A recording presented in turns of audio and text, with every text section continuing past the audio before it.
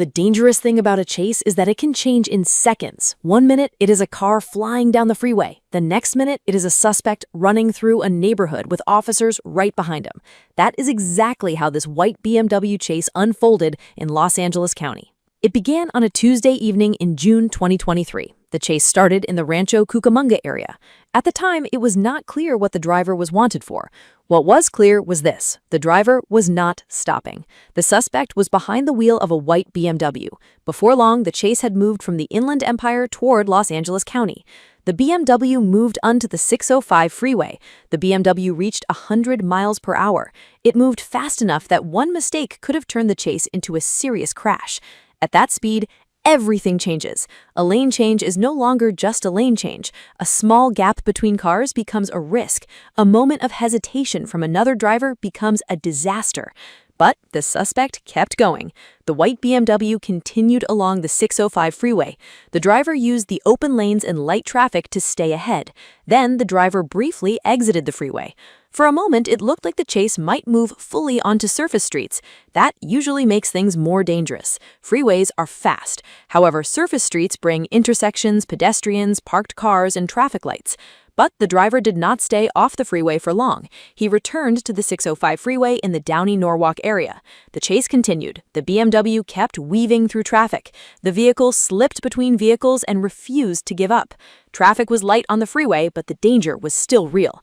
A freeway chase at nearly 100 miles per hour does not need heavy traffic to become deadly. It only needs one wrong move. For several minutes, the driver continued trying to escape, but eventually the chase moved away from the freeway and into Long Beach. That changed the entire feeling of the pursuit. On the freeway, the suspect had speed. In the neighborhood, he had turns, side streets, and places to hide, but he also had less space. Every corner could slow him down, every parked car could trap him, every residential block brought officers closer. The BMW moved through the Long Beach residential area. Finally, near East 15th Street and Martin Luther King Jr. Avenue, the driver stopped, but he was not ready to surrender. He door opened and he jumped out. And just like that, the car chase became a foot chase. This is often the final desperate move in pursuits. When the car can no longer outrun police, the driver tries to do it on foot. Maybe he hopes to cut through yards. Maybe he thinks he can disappear between buildings. Maybe he believes a few seconds of confusion will be enough. But in this case, it was not enough.